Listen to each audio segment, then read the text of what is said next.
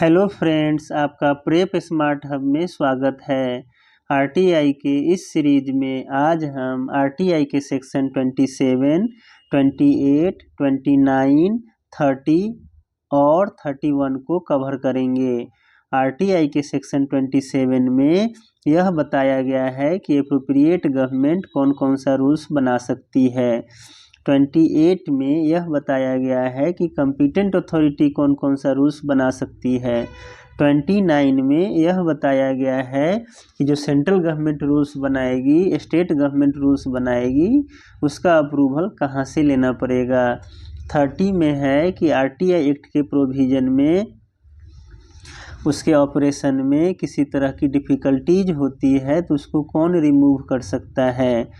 और 31 में दिया हुआ है कि जो अभी आरटीआई एक्ट 2005 है वो किस एक्ट को रिप्लेस किया है। तो चलिए इसको हम आरटीआई सेक्शन के 27 एवं 28 को कंपैरिजन के साथ देखते हैं और डिटेल में पढ़ते हैं। आरटीआई के सेक्शन 27 एवं 28 में दो सब सेक्शन है। तो इसका पहला सब सेक्शन हम देखते हैं। जो इसका पहला सब सेक्शन है उसमें है कि हाउ टू मेक रूल्स। तो इसमें है कि जो एप्रोप्रिएट गवर्नमेंट है वो कैसे रूल्स बना सकती है, तो ऑफिशियल गैजेट में नोटिफिकेशन निकाल के रूल्स बना सकती है। तो इसमें जो है क्या होगा, जो एप्रोप्रिएट गवर्नमेंट होगी क्या होगी, जो एप्रोप्रिएट जो गवर्नमेंट होगी वो कैसे रूल्स बनाएगी, तो ऑफिशियल गैजेट में क्या करेगी, ऑफिशियल गैजेट में नोटिफिकेशन के थ्रू क्या बनाएगी, रूल्स बनाएगी। ठीक है, आरटीआई एक्ट का क्या करेगी, रूल्स को बनाएगी। ठीक है, कैसे बनाएगी, एप्रोप्रिएट गवर्नमेंट ऑफिशियल गैजेट में नोटिफिकेशन निकालकर आरटीआई एक्ट रूल्स को पब्लिश करेगी। उसी तरह से इसमें भी 28 में भी है कि कॉम्पिटेंट अथॉरिटी भी क्या करेगी, ऑफिशियल गैजेट में नोटिफिकेशन के द्वारा बनाएगी, यानी बिल्कुल सेम रहेगा। ठीक है, इसका जो दूसरा सब सेक्शन है वो काफ़ी महत्वपूर्ण है, उसको हम देखेंगे। ये जो दूसरा सब सेक्शन है इसमें यह बताया गया है कि कौन कौन सा रूल्स जो है कौन कौन सा रूल्स बनाया जा सकता है एप्रोप्रिएट गवर्नमेंट के द्वारा, और जो है कॉम्पिटेंट अथॉरिटी कौन कौन सा रूल्स बना सकती है। तो आरटीआई एक्ट में जहाँ भी लिखा हुआ है एज प्रेस्क्राइब्ड, वहाँ क्या बनेगा, रूल्स बनेगा। तो हम दोनों को कंपैरिजन के थ्रू देखते हैं। तो इसमें जो है सबसे पहले तो फीस के रिगार्डिंग जो है रूल्स बनाया गया है, रूल्स बनाने का पावर दिया गया है। उसके बाद जो है सीआईसी एसआईसी का टर्म्स एंड कंडीशंस है, सैलरीज है और अपील का क्या प्रोसीजर होगा उसके रिगार्डिंग है। तो हम सबसे पहले क्या देखते हैं, फीस के रिगार्डिंग। जो हमारा पहला पॉइंट आप समझ लीजिए क्या है, जो रूल्स का है वो क्या है, फीस के रिगार्डिंग है। ठीक है, इसमें जो पहला पॉइंट है वो है फीस के रिगार्डिंग जो रूल्स है। तो उसमें जो पहला रूल्स है, जो पहला है उसमें ए नंबर में उसमें है कि जो कॉस्ट होगा, ठीक है, क्या है, cost of the medium and print cost price of the material to be disseminated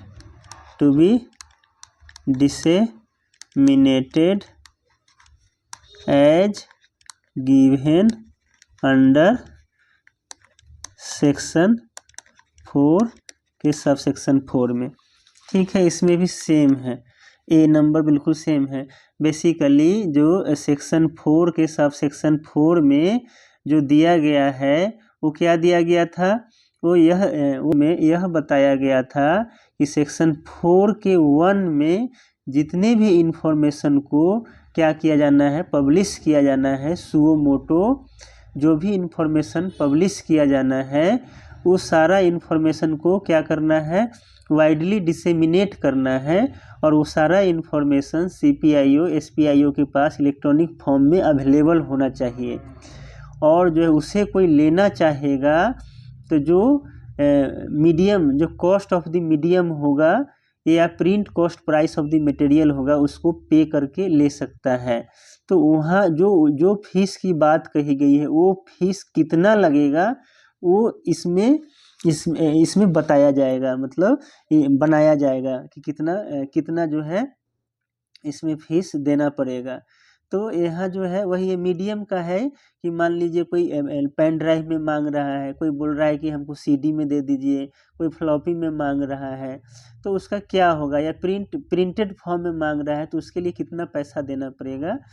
तो ये नंबर में जो है इसके रिगार्डिंग क्या कर सकता है, रूल्स बना सकता है, और दोनों बना सकता है। ठीक है, एप्रोप्रिएट गवर्नमेंट भी बना सकती है और ये जो है कॉम्पिटेंट अथॉरिटी भी बना सकती है। इसका जो बी नंबर पॉइंट है वो हम देख लेते हैं क्या है बी नंबर पॉइंट। अभी हम ए देख रहे थे और बी में है, बी में क्या है, तो बी में है कि जो 6(1) में जो फीस है, जो फीस पेएबल,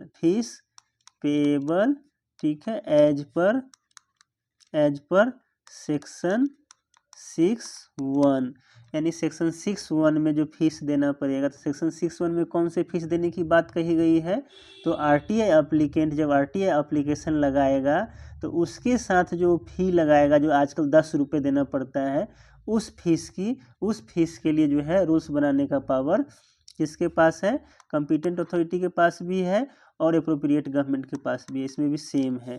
ठीक है, अब सी नंबर में है कि जो fees payable under section 7(1) and 7(5), यानी जो 7(1) और 7(5) में जो फीस देने की बात कही गई है उसके रिगार्डिंग भी दोनों के पास सेम पावर है।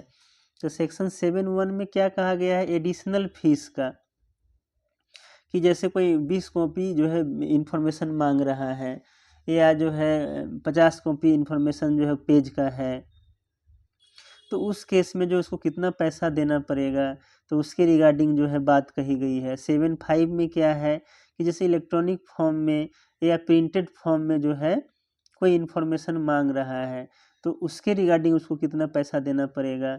तो इस मैटर में क्या हो सकता है, जो दोनों के पास सेम पावर है, एप्रोप्रिएट गवर्नमेंट भी रूल बना सकती है और ये कॉम्पिटेंट अथॉरिटी भी बना सकती है। लेकिन कॉम्पिटेंट अथॉरिटी जो है, ये जो सी नंबर का जो है, उसमें एक एक्सेप्शन है। एक्सेप्शन क्या है कि जो कॉम्पिटेंट अथॉरिटी है वो RTI के सेक्शन 7(5) के लिए रूल्स नहीं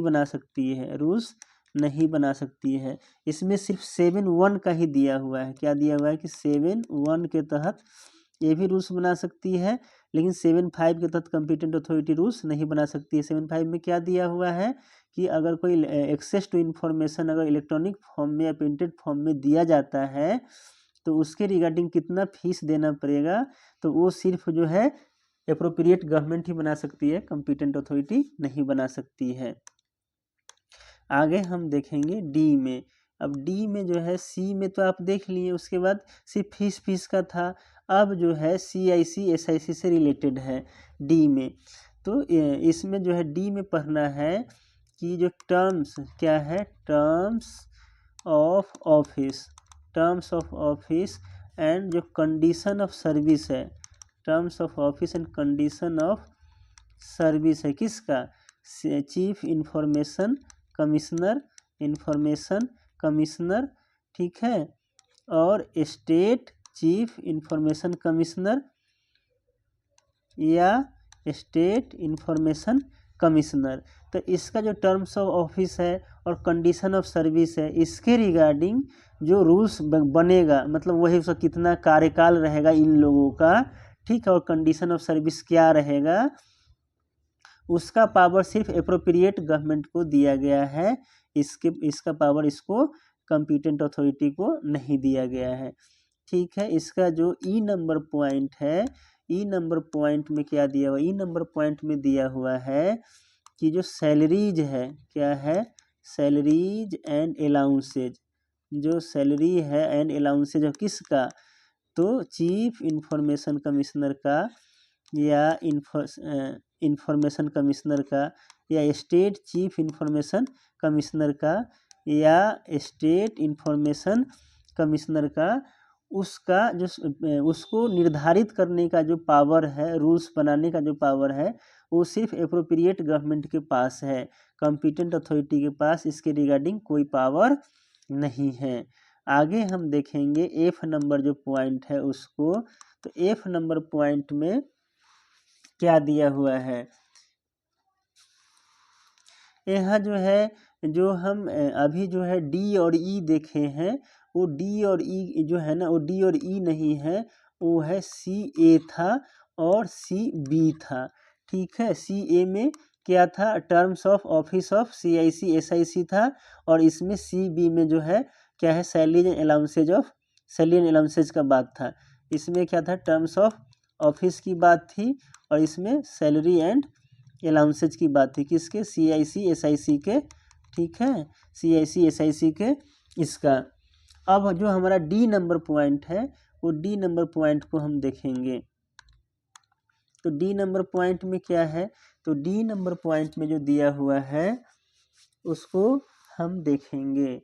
तो डी नंबर पॉइंट में है कि जो CIC SIC को जो स्टाफ और एम्प्लाई दिया जाएगा उसके फंक्शन के डिस्चार्ज के लिए, उसका जो टर्म्स ऑफ ऑफिस, उसका टर्म्स ऑफ ऑफिस और condition of service, terms and condition, terms of office नहीं है, terms of condition of service है, terms of condition of service क्या होगा, और इसमें है कि उसका जो सैलरी है, उसका जो सैलरीज है एंड अलाउंसेज है, ठीक है, वो क्या होगा, किसका, किसका, जो स्टाफ एंड एम्प्लाइज, जो स्टाफ एंड एम्प्लाइज क्या है, CIC SIC को क्या किया जाएगा, प्रोवाइड किया जाएगा उस स्टाफ का।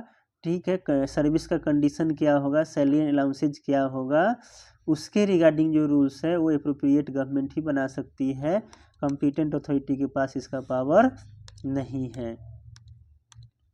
जो ई नंबर है, ई नंबर में दिया हुआ है कि जैसे CIC SIC में जो अपील जो है, अपील का जो प्रोसीजर होगा, अपील का जो प्रोसीजर होगा, ठीक है, उसके रिगार्डिंग जो रूल्स बनाना होगा, वो रूल्स जो है एप्रोप्रिएट क्या कर सकती है, गवर्नमेंट ही बना सकती है CIC SIC में। ठीक है, अपील का प्रोसीजर क्या होगा, अपील को सबमिट करने का प्रोसीजर क्या होगा, किस तरह से जो है अपील डिसाइड होगा, तो ये सारी चीज़ें जो है इसके रिगार्डिंग जो रूल्स है वो सिर्फ एप्रोप्रिएट गवर्नमेंट बना सकती है, कॉम्पिटेंट अथॉरिटी के पास इसके पास पावर नहीं है। इसके बाद जो एफ नंबर है, एफ नंबर में दिया हुआ है, क्या दिया हुआ है कि एनी अदर मैटर जो भी रिक्वायर्ड होगा, एनी अदर मैटर, और भी कोई मैटर है, एनी अदर मैटर रिक्वायर्ड, जो भी अदर मैटर है अगर रिक्वायर्ड है तो उसमें बना सकती है। इसमें भी ये पॉइंट दिया हुआ है, क्या दिया हुआ है कि एनी अदर, डी में इधर होगा, उधर एफ में एनी अदर मैटर क्या है, रिक्वायर्ड, मतलब और जो है किसी तरह का और किसी चीज़ में अगर जो है रूल्स की ज़रूरत है तो वो जो है बना सकती है, एप्रोप्रिएट गवर्नमेंट भी बना सकती है और कॉम्पिटेंट अथॉरिटी भी बना सकती है।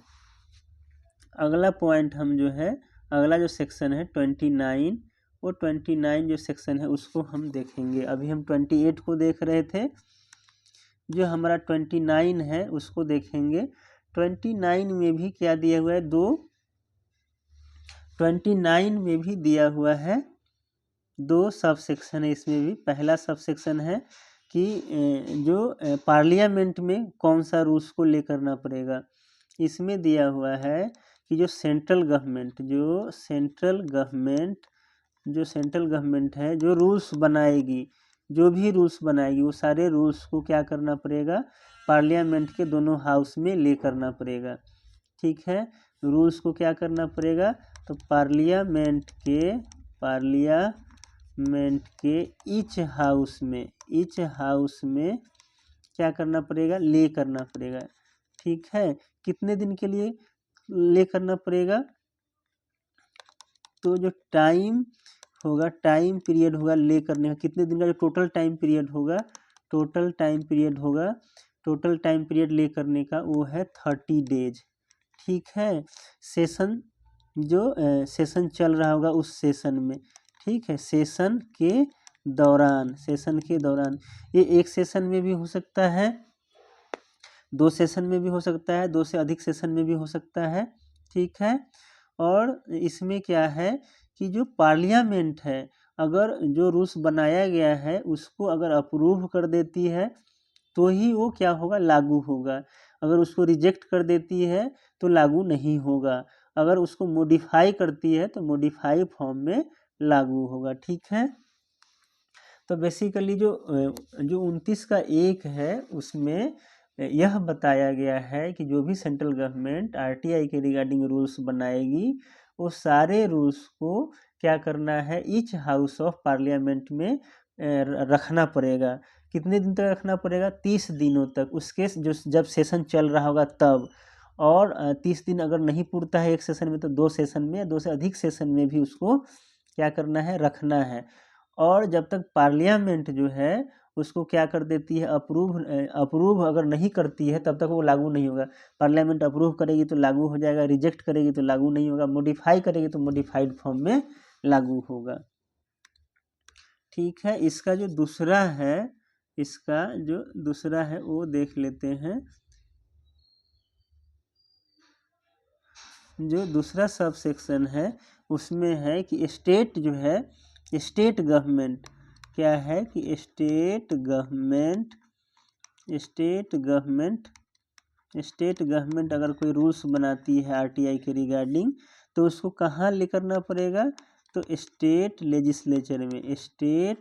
लेजिस्लेचर में क्या करना पड़ेगा, उसको क्या करना पड़ेगा, ले करना पड़ेगा। ठीक है, और वहाँ से क्या करना पड़ेगा, इसको अप्रूवल लेना पड़ेगा। बिना अप्रूवल के जो है क्या होगा, ये लागू नहीं होगा। ठीक है, सेम जो 1 में है वो इस पे लागू होगा। ठीक है, आगे हम देखेंगे अपना क्या है हमारा सेक्शन 30। तो सेक्शन 30 को देखते हैं। पावर टू रिमूव डिफिकल्टीज के बारे में पढ़ना है। इसमें है कि मान लीजिए जैसे आरटीआई एक्ट जब बना था उस समय जो है उसके किसी प्रोविजन के ऑपरेशन में दिक्कत आ रही होगी, तो तब उसमें यह दिया गया है, उस रूल्स में यह दिया गया है कि सेंट्रल गवर्नमेंट के पास पावर है कि क्या कर सकता है, उस प्रोविजन को क्या कर सकता है, उस डिफ़िकल्टीज को दूर कर सकता है। तो दूर कैसे करेगा, तो जो है कुछ ऐसे प्रोविजन बनाकर जिससे वो डिफ़िकल्टीज दूर हो जाए, और जो है जो आरटीआई एक्ट में जो प्रोविजन है उससे मतलब उसको हानि न पहुँचे, मतलब उसको किसी तरह का जो है उसके अगेंस्ट में नहीं बनाना है, यानी सपोर्ट में बनाना है। यानी सप्लीमेंट्री कोई प्रोविजन बनाना चाहे तो क्या कर सकती है, बना सकती है। तो इसमें है कि जो सेंट्रल गवर्नमेंट है क्या है सेंट्रल गवर्नमेंट क्या करेगी, सेंट्रल गवर्नमेंट जो है डिफ़िकल्टीज को रिमूव कर सकती है। ठीक है, क्या कर सकती है सेंट्रल गवर्नमेंट दूर कर सकती है, रिमूव डिफ़िकल्टीज को रिमूव कर सकती है। कैसे रिमूव करेगी, ठीक है, जैसे आरटीआई एक्ट के किसी प्रोविजन के ऑपरेशन में किसी तरह की अगर दिक्कत होती है तो सेंट्रल गवर्नमेंट डिफ़िकल्टीज को रिमूव करेगी। कैसे, तो बाय मेकिंग सच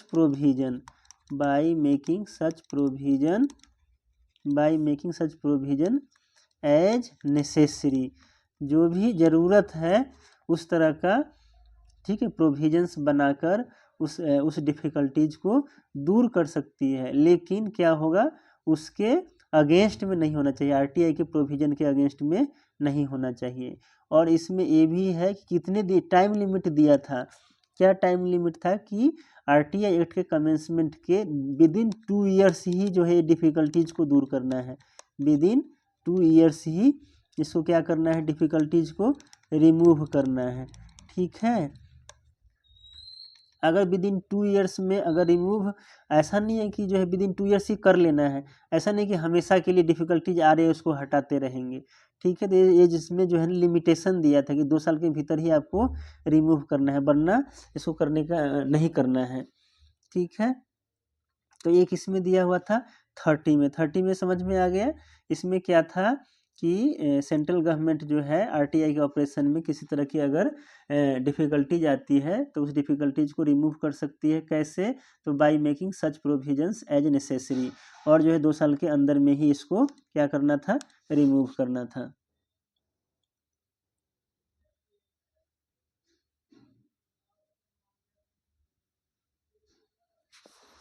अगला है हमारा क्या है, रिपील। क्या है, रिपील है। तो इसमें है जो आरटीआई एक्ट 2005 था, आरटीआई एक्ट, जो आरटीआई एक्ट 2005 था, उससे पहले कौन सा एक्ट चल रहा था, तो फ्रीडम ऑफ इंफॉर्मेशन एक्ट चल रहा था। उससे पहले कौन था, किसको रिप्लेस किया था, आरटीआई 2005 जो है रिप्लेस किया था, किसको रिप्लेस किया था, तो रिप्लेस किया था फ्रीडम, क्या किया था, freedom of information, freedom of information act 2002, freedom of information act 2002 को क्या किया था, रिप्लेस किया था। आरटीआई के जो सेक्शन है वो सारा सेक्शन जो है यहीं पे समाप्त होता है। इसमें अब 2 शेड्यूल है, फर्स्ट शेड्यूल और सेकंड शेड्यूल, उसको हम अगले वीडियो में कवर करेंगे। आरटीआई का वीडियो देखने के लिए जो है आपको बहुत बहुत धन्यवाद।